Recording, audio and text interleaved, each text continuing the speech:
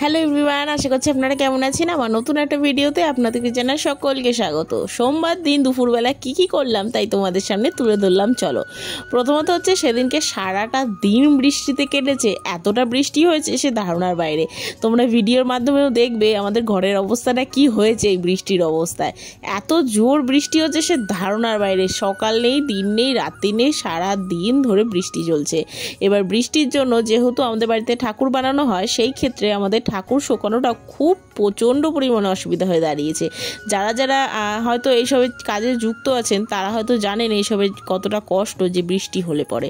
যেখানে কাজ হচ্ছে সেখানে হয়তো একদিন আপনাদের সামনে ভিডিও করে দেখাবো যে কি অবস্থা হয়েছে। এই দেখছেন এখন কিন্তু রাস্তায় জল উঠে গেছে সেই 1 হাঁটু অবধি।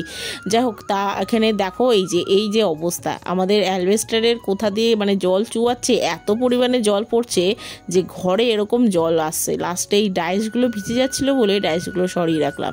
এর থেকে আরও একটা জিনিস দেখাই চলো। প্রথমত হচ্ছে আমাদের সিঁড়ির সাইডে এর কদিন আগেই আমাদের প্লাস্টিকই ছিল, যেহেতু আমাদের ঠাকুরের ব্যবসা, সেই ক্ষেত্রে এত সব করা হয়নি। এখন গাঁথনি করা হয়েছে যাতে জলের জন্য বাঁচা যায়।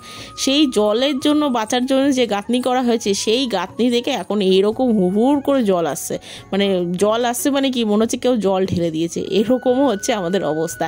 যাই হোক, সোমবার দুপুরবেলা কিন্তু ভালোই টুকটাক করে কেটেছে। এদিকে বৃষ্টির মেজাজে ভালোই চলছিল। এদিকে আপনাদের সাথে গল্প করতে করতে এই দেখুন আমি আলু পটলের তরকারি রান্না করেছিলাম আর মুগ ডাল রান্না করেছিলাম। আর এদিকে কটা আম ছিল, সেই কটা আম মা কেটে রেখে গেছিলো, তাই মা যেভাবে বলে রেখে গেছিলো সেইভাবে আমি চাটনিটা বসিয়ে দিলাম। আপনাদের ভিডিও ভালো লাগলে শেয়ার সাবস্ক্রাইব করে যাবেন। টাটা।